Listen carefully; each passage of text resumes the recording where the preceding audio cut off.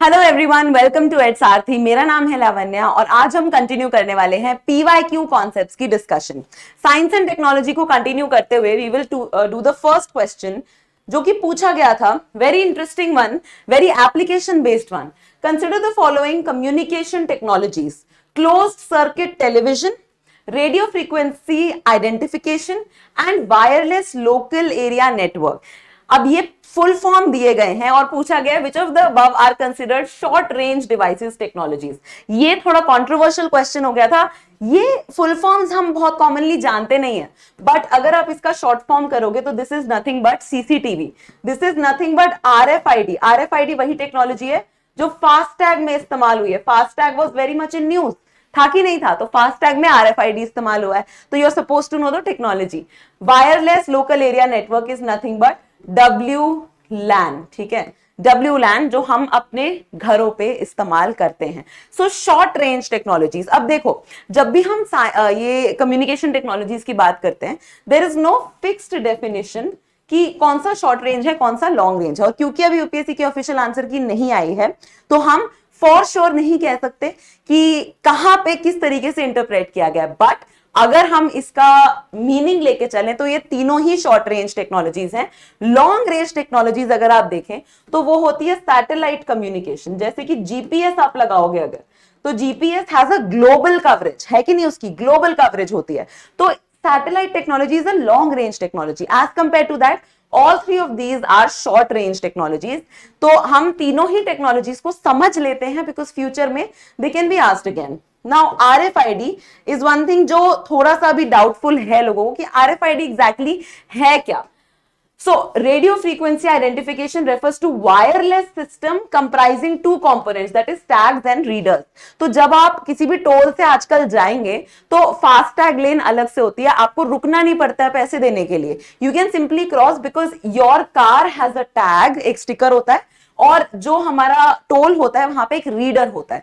So the reader reads की tag में पैसे पड़े हैं, वहां से हम डिडक्ट कर लेंगे। The reader is a device that has one or more antennas that emit radio waves and receive signal back from the RFID tag. Radio frequency identification, तो वेरी ऑब्वियसली रेडियो वेव्स का इस्तेमाल होगा उसमें। Tags which use radio waves to communicate their identity and other information to nearby readers can be passive tags या फिर active tags. अब इसका क्या मतलब है? Passive RFID tags are powered by the reader, do not have a battery. Active RFID tags are powered by batteries. इसका मतलब ये है कि जो आपके टैग्स हैं, जैसे आपकी गाड़ी पे क्या पैसिव टैग लगा है या एक्टिव टैग लगा है? आपकी गाड़ी पे एक पैसिव टैग लगा है। क्यों? क्योंकि वो सिर्फ एक स्टिकर लगा हुआ है ना। There are active tags also जो मूविंग ऑब्जेक्ट्स पे लगते हैं, जो जिनको पावर करने के लिए बैटरी का इस्तेमाल चाहिए होता है। RFID tags can store a range of information from one serial number to several pages of data. Readers can be mobile so that they can be carried by hand or they can be mounted on a post or overhead. ठीक? Reader system can also be built into the architecture of a cabinet, room or a building. तो future में जाके क्या होने वाला है? Entry, जब आप किसी भी ऑफिस में अपने एंट्री करते हैं तो जो ऑफिस है वो ऑटोमेटिकली आपको थंबप्रिंट नहीं देना पड़ेगा उसका। क्यों? क्योंकि आपके लेट्स से बैग में, आपके आईडी कार्ड में RFID होगा जिसको वो रीड कर लेगा। टैग होगा, वहां पे रीडर होगा, आपका गेट रीड कर लेगा, गेट ऑटोमेटिकली खुल जाएगा। So these are various technologies जिससे ह्यूमन एलिमेंट जो है वो कम हो जाता है। So a person who is employed toll plaza पे, जो सिर्फ पैसे कलेक्ट कर रहे हैं, पैसे दे रहे हैं, now that person can be employed in a better employment opportunity. ठीक है, जहां पे उनकी स्किल्स का बेटर इस्तेमाल हो। So this is the benefit of technology. Of course जब ऐसी टेक्नोलॉजीज आती हैं तो there is some sort of displacement, unemployment कुछ टाइम के लिए देखा जाता है, but then in the long run it is good for the economy overall. ठीक है, तो RFID टैग्स आपका लॉजिस्टिक्स में इस्तेमाल हो सकता है, मेडिसिन में इस्तेमाल हो सकता है, बहुत जगह ऐसी जहां पर RFID इस्तेमाल हो सकता है। ठीक, सो एप्लीकेशन बेस्ड क्वेश्चंस आपके टेक्नोलॉजी से पूछे जाएंगे और जाते भी हैं। सीसीटीवी वी ऑल नो, हमने हर जगह देखा है, बहुत लोगों का चालान भी कटा है इसमें। सो this is a CCTV your camera close circuit. And close circuit क्यों है? क्योंकि इसकी एक लिमिटेड कवरेज है। This is a CCTV control room, है ना। तो उतने ही यहां पर आपको चीजें विजिबल होंगी जितने आपने कैमरा लगाए हैं, और वही रेंज है आपका, ठीक है। It's a close range.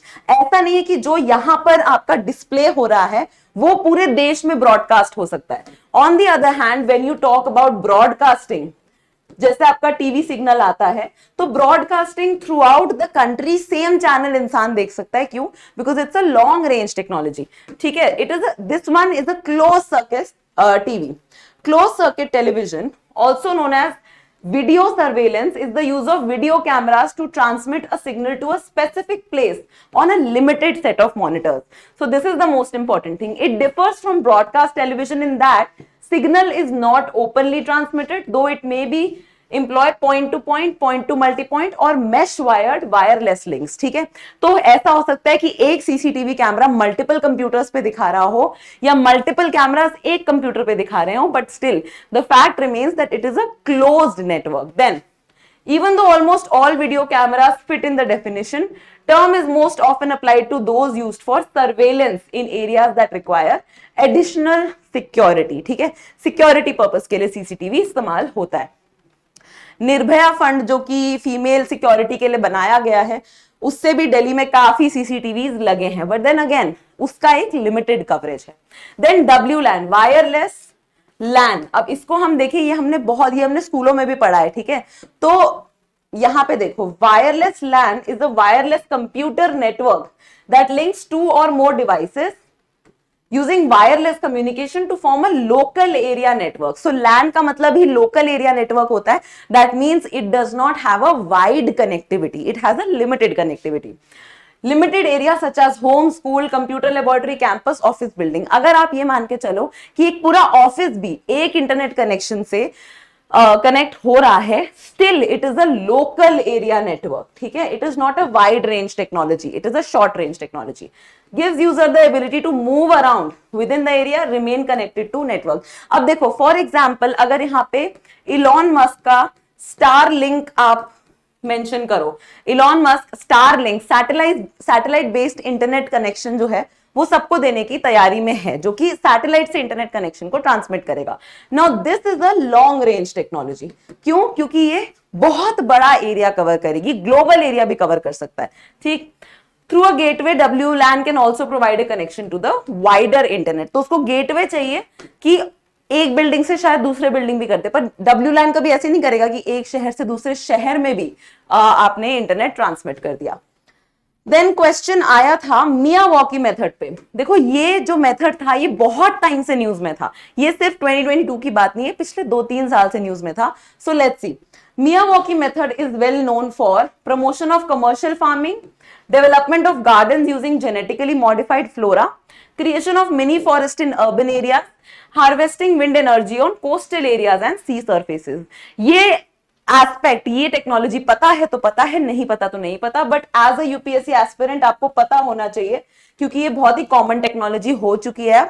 और ये एक जापानीज टेक्नोलॉजी है जिससे आप अर्बन एरियाज में एफॉरेस्टेशन कर सकते हैं, आप अर्बन एरियाज में ग्रीनरी बढ़ा सकते हैं। सो let's C more about Miyawaki method. Miyawaki method of afforestation to grow urban forest and expand the green cover। जहां पे भी अर्बनाइजेशन हो रही है आजकल, वहां या हो चुकी है बहुत टाइम से, वहां पे ग्रीनरी खत्म हो रही है। सो उस ग्रीनरी को वापस लाने के लिए मियावाकी मेथड को इस्तेमाल किया जाता है। Technique pioneered by Japanese botanist Akira Miyawaki, और उनके ही नाम पे ये रखा गया है। That help us build dense native forest. तो क्वेश्चन कैसे आ सकता है? मियावाकी मेथड, आगे लिख दिया जाएगा लेट्स से कोरिया, ठीक है। तो ये कोरिया का नहीं, ये इनिशियली जापान का सिस्टम था। तो अब क्योंकि मियावाकी मेथड पूछा जा चुका है, तो इसीलिए आपको इसके काफी डिटेल्स पता होने चाहिए। It has revolutionised the concept of urban afforestation by turning backyards into mini forests. Very beautiful concept. Method includes planting trees only native species। ये याद रखना कि यहाँ पे कोई फॉरेन स्पीशीज नहीं प्लांट होगी, जो उस वेदर के लिए सूटेड है उसे नेटिव स्पीशीज बोलते हैं, जो नेचुरली वहां उगती है वही हम उगाएंगे। As close as possible in the same area, which not only saves space but the planted saplings also support each other in growth, block sunlight reaching the ground, thereby preventing the growth of weed। तो ये बहुत ही smart method है जिससे आप closely सारे saplings लगाएंगे, so that आपका जो ये देखो यहाँ पे जैसे अगर आपको दिख रहा हो तो ये बहुत क्लोजली सैपलिंग्स लगाए हैं। जब कल को ये पेड़ बनेंगे या छोटे छोटे पौधे बनेंगे बहुत क्लोजली लगाए गए हैं, इसीलिए ताकि जब ये बड़े हो तो ये सनलाइट को नीचे जाने से रिस्ट्रिक्ट करें एंड अनवांटेड प्लांट्स ना आए। इससे होता क्या है कि ये जो प्लांट्स है ये देखो कितने पास में उगे हैं और ये प्लांट्स सेल्फ सस्टेनेबल हो जाते हैं after about 3 years। So you don't have to take care of them, they take care of themselves by themselves। Maintenance free after the first 3 years. Approach is supposed to ensure that plant growth is 10 times faster and resulting plantation is 30 times denser than usual. So Japanese technology is extremely helpful for us जहां पे हमारे urban areas काफी unsustainable हो रहे हैं, वहां पे Miyawaki method can help us a lot. So that's all for today. I'll see you all in the next class. Bye bye.